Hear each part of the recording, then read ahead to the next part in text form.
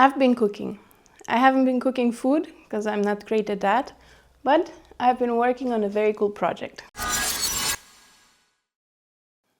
Hi, I'm Andrea Dican. I'm a photographer and videographer living in Berlin, and I've been working on a very cool project called Creative Immigration. The project is an interview series with artists who moved to another country to pursue their art, and they were kind enough to share their journeys with us. The even cooler thing is that I gave it another dimension, so it's not just going to be videos posted online, it will also be an exhibition in Berlin with portraits of the artists, of their spaces where they create the art, and of the art itself.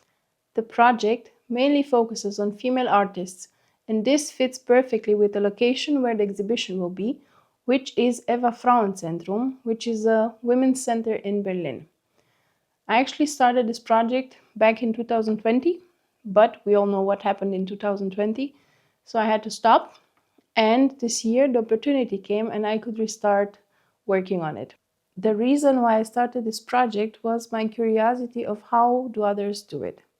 I moved to Berlin 9 years ago in order to pursue my career as a photographer, and needless to say, the journey was not the easiest one and still isn't necessarily the easiest one, but I kept meeting people who seemed to know exactly what to do, exactly who to meet, how to build a network, how to get clients, how to basically live from their art.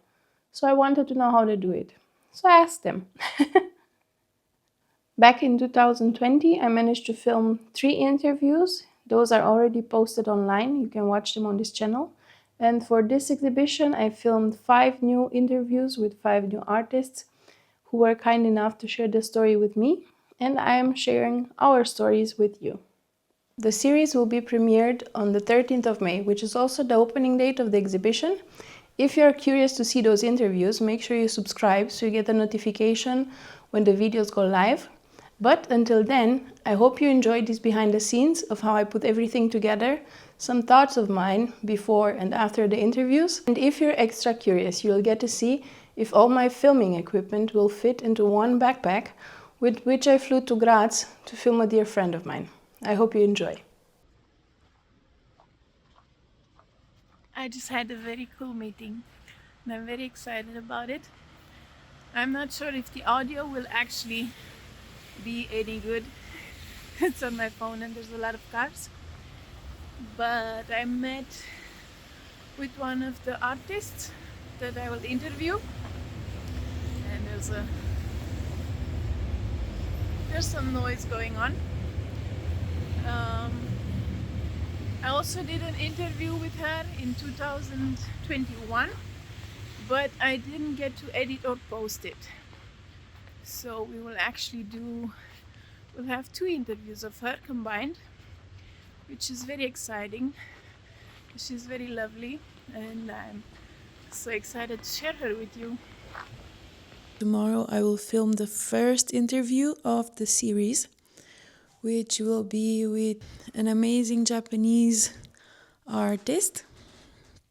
She is doing traditional Japanese dance. So tomorrow she has a performance and I will go and film the performance and also take pictures for the exhibition. And on Monday, which will be in 2 days, tomorrow is Sunday, on Monday I will go to her place and we will film the actual interview. Because tomorrow we didn't want it to be too much. We wanted to keep everything relaxed because she will be focusing on her performance. I will just be there to document it from the background. And on Monday we will be able to film the actual interview.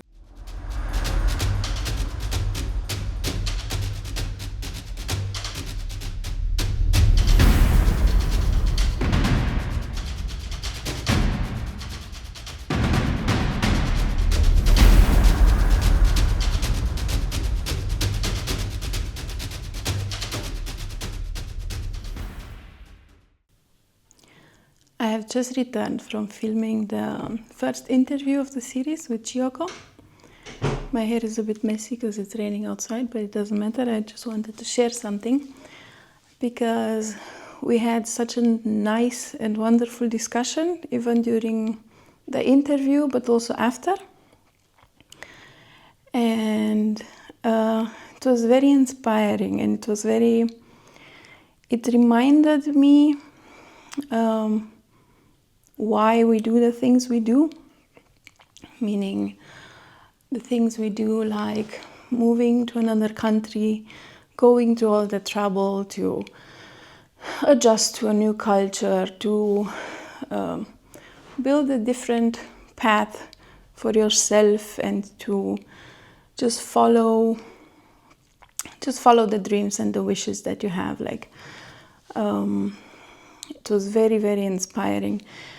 And as I said, it reminded me, because we talked about how we feel when we go back home, and how we compare ourselves with our friends or the people we know from back home, who have a kind of completely different life than the one that we have here in a foreign country.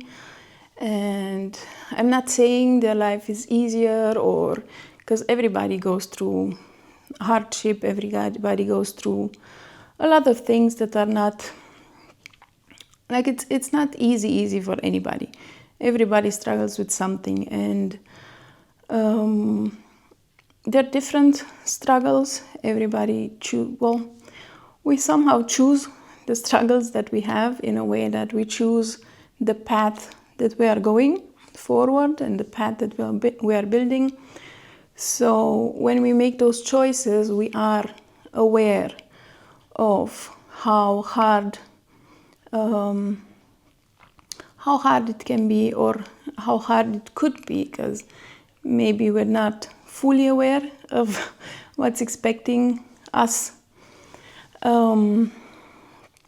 But it reminded me, and we were talking about it, that while we compare ourselves with what our friends from back home have built, the lives they build, the jobs they have, maybe they have houses, maybe they have children, and even if we don't have that, because it's very easy to compare yourself, and we always grew up with the idea that, oh, you have to have this, you have to have a house, you need to be married, you have to have all of this in order to be labeled as successful, even though the definition of success is very different for everybody. And we define what is success for us. But seeing our friends and the people we know having built something that's different, that we are building, or we are trying to build, or we are hoping to build, we forget to see the value in what we have built until now, even if this maybe was not a house or an apartment or a traditional, that's not the right word, like to have a family like we were supposed to. We are not supposed to have anything. We choose what we are supposed to have. But what we forget is that all the experiences that we had through all of this moving to a different country, adjusting to a different culture, trying to build a business, trying to, especially if you work or you want to work in a creative field, it's not the same way as moving to a country and wanting to become maybe a doctor or a lawyer or an engineer. Those are a bit, not necessarily easier, but you have a bit more guidance. You have a bit more direction on how to reach those places that you want to reach. But as an artist, it's not that clear. Like, it's not a straightforward path. It's like you're put in the washing machine and just thrown around and you need to figure out how to get out and how to move forward from that. So what the discussion with Chiyoko reminded me is that what we have built is valuable, because what we actually built is the experience of being somewhere new, the experience of learning how to adapt, learning how to grow in a different culture, learning how to exist in a different country. Like, even you need to go and register, you need these documents, you need to learn this, you need to be aware of cultural differences, you need to be able to talk with people from other cultures who didn't grow up with the same values, with the same mindset that you grew up. So all of this is actually more valuable that we think about, because we forget this. It's not something tangible. It's not something that you see every day. It's not something that you can put your hands on and be like, okay, this is the experience that I have. It's not like that. It's something that you just know, you just have. It's there, and it's easy to forget. So I'm very grateful that we had this wonderful conversation. It reminded me that even if we built something in a different way, we still built something, even if it was just ourselves in a new country, in a new culture, on a new path. So don't forget this. Maybe it's more valuable because nobody can take this away from you. This experience that you gather, these experiences that you have, nobody will ever be able to take them away. And if you get to share them with others, maybe somebody will also have the courage and the small bravery to take a tiny step and to choose a bit different. I'm not saying that everybody needs to move now to a different country and struggle and all of that. I'm not saying that. I'm just saying that we moved because we felt that we needed to do something. We needed to build something. We were looking for something else. And it takes a lot of bravery to do that. So maybe if somebody sees our stories, they will also be inspired to not change everything drastically. It's not about that. But maybe they will be brave enough to make a tiny change. Just one small step that will bring you closer to what you want, to what you feel that makes you happy, and to what you feel that brings you joy. So that's what I got from today's interview, and I'm very excited and I'm very thankful. So thank you, Chiyoko, for sharing the story with me and with everybody who will see this interview. I'm very excited to share it when the time comes. So that's it from me. I will go dry my hair and put different clothes on, and I'll see you the next time. Bye-bye. I am flying to Graz tomorrow to visit my dear friend Bea and to do an interview with her for the exhibition and the portraits.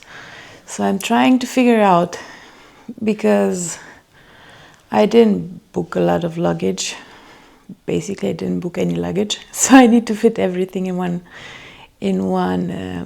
backpack, including if I take any. I mean, not if I take. I will take some clothes with me, not just if I take any clothes.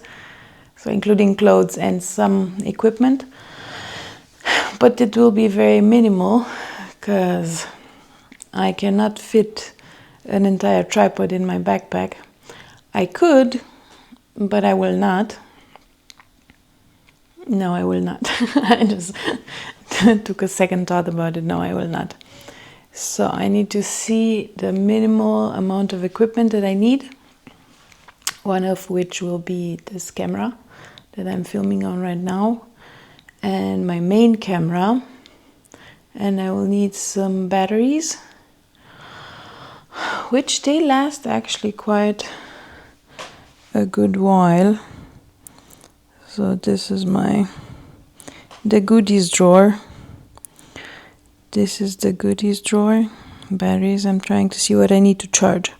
So we will do an interview and we will do also portraits, which means if I don't have proper lighting, I will need to have at least one flash with me to improvise. I'm very good at improvising lights.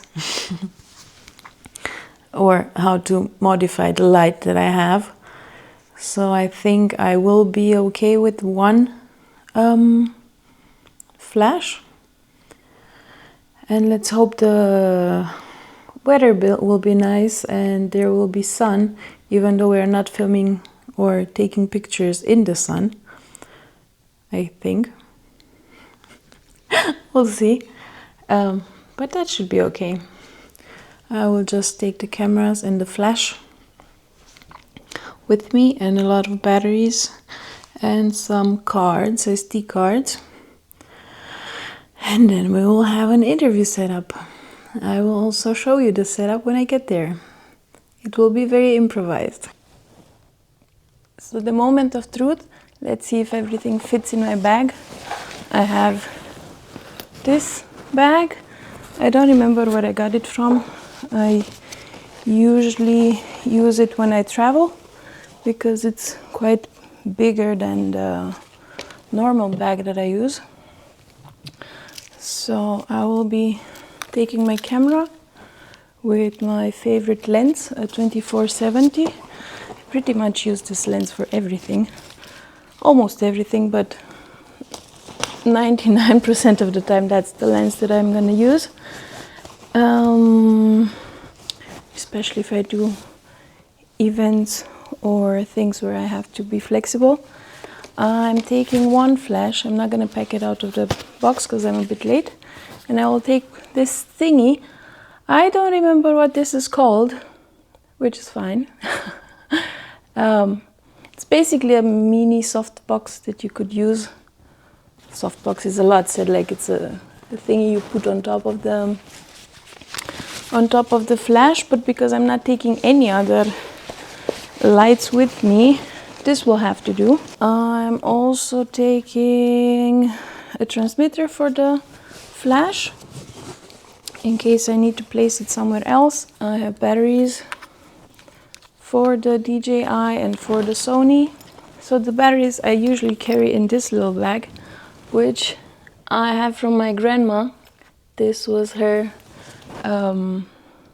what do you call that, where you put your money? Wallet. Or something along the lines of a wallet, but it has a traditional Romanian design, which I find very nice. So that's where my batteries go, usually. And I will put this little guy that I'm filming with, I will actually put it in another bag because I'm taking the smaller bag with me, but I will pack this inside the main bag. So yeah, I guess everything did fit. I'm also taking a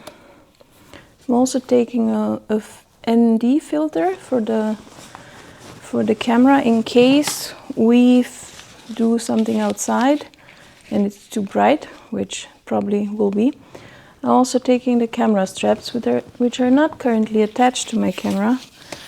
As you can see, it's very organized, but now that I'm showing you this, I have to organize it. It's organized enough. It's fine.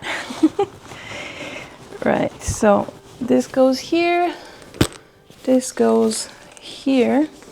I also take it my sunglasses, which go here, and I also got a little thing for my friend. Well, I didn't get it, I made it actually. It's a origami bunny. It's still flat, like it looks, the ears would be more open. It would look a bit more puffy, but I don't want to open it too much so it doesn't get ruined inside my bag. So that's about it. Everything fits. I also have a notebook with me. My clothes are at the bottom. My clothes are at the bottom of the bag. And that's it, yeah. Let's go to the airport.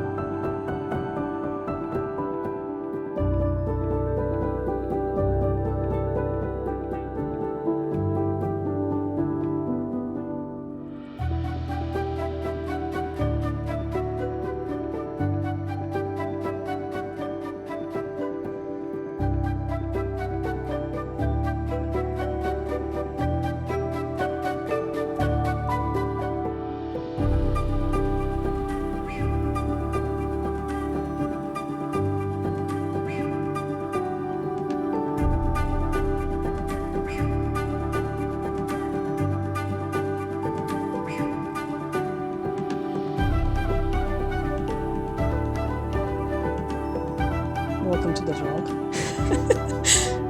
I was saying in an interview that 10 years ago I came to the UK. I went to the UK the first time, and the family that I was living with, hello blondes, were always joking about the fact that my way of keeping my room tidy was by taking things from the bed, putting them on the floor, and then vice versa the morning after. So 10 years later, nothing has changed. It looks the same. Slightly more coordinated color-wise, I would say, and a bit more opulent, as you can see. I have here a bedpost, but yeah, nothing has changed. It's just more arranged and neatly set. And yes, I am very proud of the fact that this feature of mine has not changed. We have just filmed the interview with Bea, who's now starting to break our setup down. Break our setup? No. How do you unset a setup? Break down. You break it down. No, it's not break it down. How do you say it? Set down. Set down. Yeah, you set it up and then you set it down. Set up and set down. I always break down my setups. Brilliant. But please not with my equipment. And I'm gonna show you now the said equipment and professional equipment, because I did mention that I'm traveling only with a backpack. So I'm basically just taking the camera with me and the second camera. Everything else, let me show you. So this is our setup. This goes to show you that you can be creative in many ways. This is our new gimbal.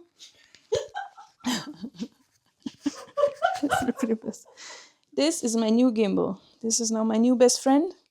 I can film with it whatever I want.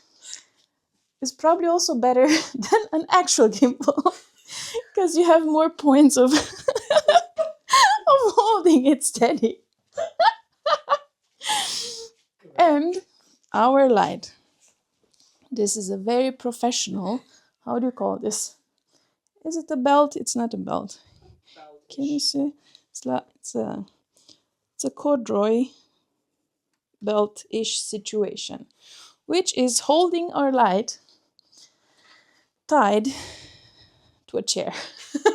High chair. A high chair. So, yeah, we're actually very proud of ourselves. Indeed. Yes, this is my update regarding the setup. Yeah, that was about it. Bye-bye. I'm back at the airport in Graz. I still have a bit until my flight back to Berlin leaves, but I wanted to end this video here.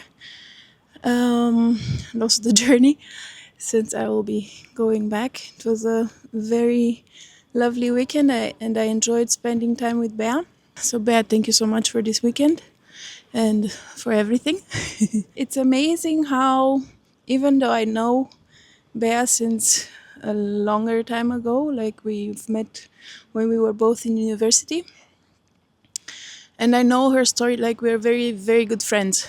So we're very close, and we know what was going on in our lives and what's happening and what each of us is facing. And yet, still listening to her during the interview, I still find myself very fascinated and very inspired by her because, I mean, every journey is different. And we all go through a lot of difficult situations and hardships, and like it takes a lot of courage to do what we are doing, to move to other places, to pursue what we want to pursue. And she's a very good example. She's a great example for that. And you will see each and every other artist from the interviews will be the same. Yeah, I loved listening to her. She's amazing, and listening to her story, and I'm very excited to share her story with you as well. So, yeah, we also took amazing pictures, amazing portraits, which will be at the exhibition. So I'm looking forward to share them with you. And yes, that's it. Thank you, Bea, again. And I will go catch my flight. See you.